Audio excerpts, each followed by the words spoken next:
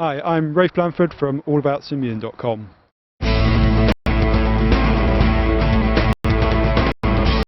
And it's always nice to see the news announcements in terms of new devices and new services, but it's also, I would hope to see some strategy announcements from Nokia so we can see how they're thinking and what they're going to do going forwards. Especially given that Nokia is a company that tends to lead the industry in terms of it's looking now at devices and services, kind of a dichotomy, and I expect Nokia World to reflect that.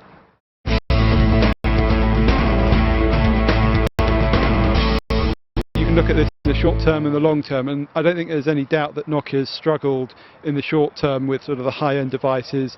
The response to Android and the iPhone, it has done very well, but you have to consider that's only one part of Nokia's business. Admittedly, it does have good profit margins, but you look at the mass market, which is, you know, in a business like mobile that spans billions of people, is really where the most significant bit is, and it hasn't struggled there.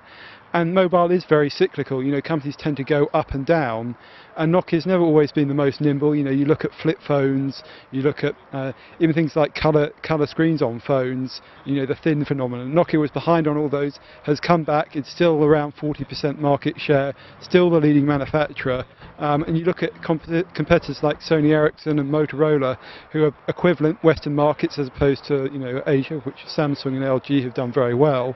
But Nokia is the only one of the kind of the Western companies to continue in its position that it's maintained for, you know, since it got into the business, really. I think when you're developing services, it's a long-term thing, and yes, there's a lot of problems with Nokia service at the moment, but if you look at pretty much any service on the web, it has pretty small user bases. Even the really big ones like Gmail and Yahoo Mail, you're talking 250 million users maybe. Nokia is looking at doing this globally, and again, it's the emerging markets, and we're talking, you know, 500 million. I think they said their target was by 2012 as a user base. They're already at 80 million, and dismissing that out of hand, I think, is short-sighted. At the same time, you have to realise it's not a perfect situation. But again, you compare it to their competitors, really, they're only competing against Microsoft, Google, and maybe Apple in a certain segment. And, you know, in other words, they're actually in the fight, which is more than you can say about a lot of the traditional mobile manufacturers. So can you just go over that 80 million statistic again and just tell us a little bit more? Because I don't think many people will be aware of that. So at the last Nokia set of financial results, which was Q2 of this year, OPK announced for the first time that they'll be adding a new metric that they'll be reporting every quarter, which was active users of Nokia services, and that's really Ovi services, and it's both free users and also paid users. And they're going to use that as a measure of success for their services, and I think they said, I think I'm right in saying it was 80 million, around that figure, and they wanted to go to 100 million by the end of this year with a target of 500 million by 2012.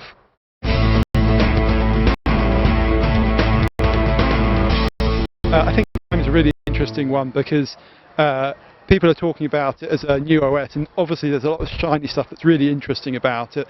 You know, the kind of the computer basis and the Linux and the open source gets lots of attention, but the reason I think it's significant, it's actually opening up almost a new segment, and I use that term somewhat advisedly because, you know, we're all talking about the same device continuum, but this is a device that really is more computer-centric than it is phone-centric, and traditionally Nokia's smartphones have been phone-centric.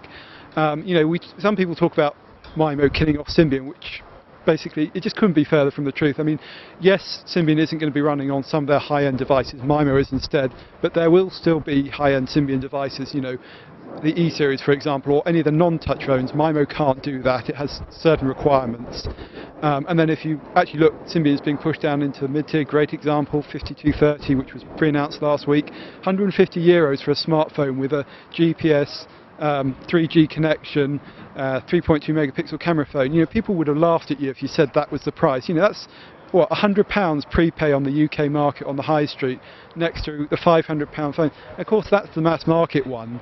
And what's really interesting about this MIMO and Symbian thing, you know, people get very religious about these platforms, but of course it's, you know, rather short-sighted. Yes, high-end's really important at the moment because it's the kind of in the eye, and it's actually where the profits are made. You know, RIM and Apple, most profitable mobile companies, I think most people know that. But that will change because it's not so much about devices in 5-10 years' time. It will be about the money you make after selling the device, i.e. in services. And that's when the volumes number comes back to be much more important. If you like, it's the anti-commoditization of hardware is served through software.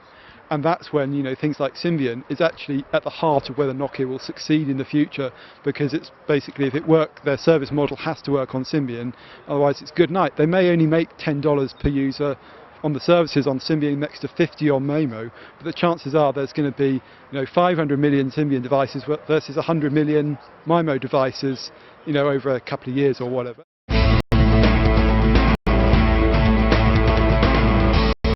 Actually really curious about the Nokia Money service and what gets announced around their obvious services, because Nokia is a bank, if you like, is what Nokia Money is about. And you know, they gave the statistic in the press release, the 4 billion mobile phones, 1.4 billion bank accounts.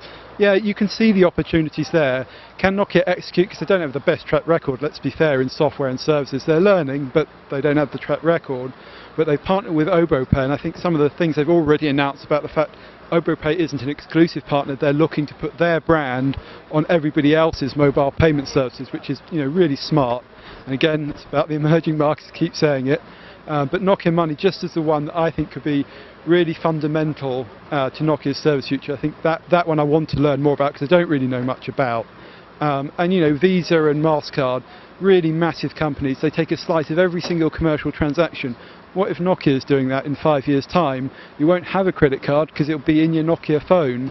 And you know, Visa and MasterCard will be going, how do we deal with this? Because this is the mobile device, maybe it has NFC in it, so it's all wireless in the Western world.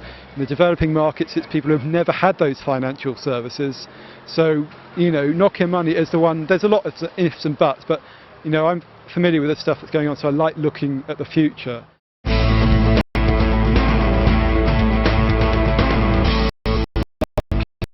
I guess I'll be controversial, you know, everyone likes that. I think it's a bit of a dead end personally, and I think Nokia are doing it to address a market need, which is, you know, walk into a mobile phone shop, get offered a laptop for 35 quid a month, you get the laptop for free and you get the data, you pay the data. You know, it's a proven market already in the UK and Western Europe, and it's coming in elsewhere as well, and people like the idea of a free laptop. But I think in terms of the way mobile devices are going, that kind of netbooks are a kludge, they're a compromise. And in a sense, all mobile devices are because of their physical limitations, but I think nowhere is that more true than netbooks. And so I see it as kind of a bit of a dead end in the longer term. In the short term, I think putting the Nokia brand on with a bit of Nokia design thrown in, it's probably going to do pretty well, because they'll price it fairly competitively. It's got the right design things, and you know, you walk into a shop, oh, so would you like to buy the Nokia thing, or would you like to buy the Asus thing? And in certain markets where the Nokia brand is very strong, you know, the UK, India, Italy, people go, oh, well, I want the Nokia one because it's the brand I trust. Would I be buying a booklet? Yeah, probably, because I want to have a play about with one. So, you know, I like playing with the new toys.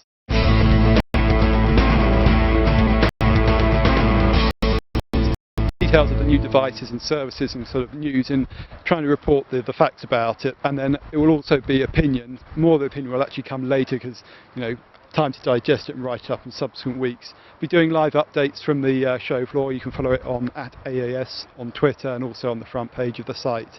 But the main focus when you're here is you want to talk to as many people as possible, get the information, because you know the opportunity is now, and so I'm less concerned with getting it immediacy in one sense, because I've got a good team back at base who will be writing up some of the press releases and news announcements, and of course I'll be weighing in with that. But it's also, you know, when you've got the opportunity to speak to the guy in charge of MIMO, or the guy in charge of the services, or one of the EVPs of Nokia, you take that opportunity, because their insight and what they say to you informs my opinion, and then I can pass it on to my audience. So a big thank you to Ewan Spence and Steve Litchfield, who are manning the fort for All About Symbian. Also Tizer 2 will be doing the job on Aussie Gaming, and allaboutmamo.com might not be quite live yet, but it will be soon, and so there'll be stuff on there in due course, so watch out for that. Just confirm that domain name again for us. Allaboutmimo.com or mamomimo.com. I'll have to get the pronunciation sorted out tomorrow.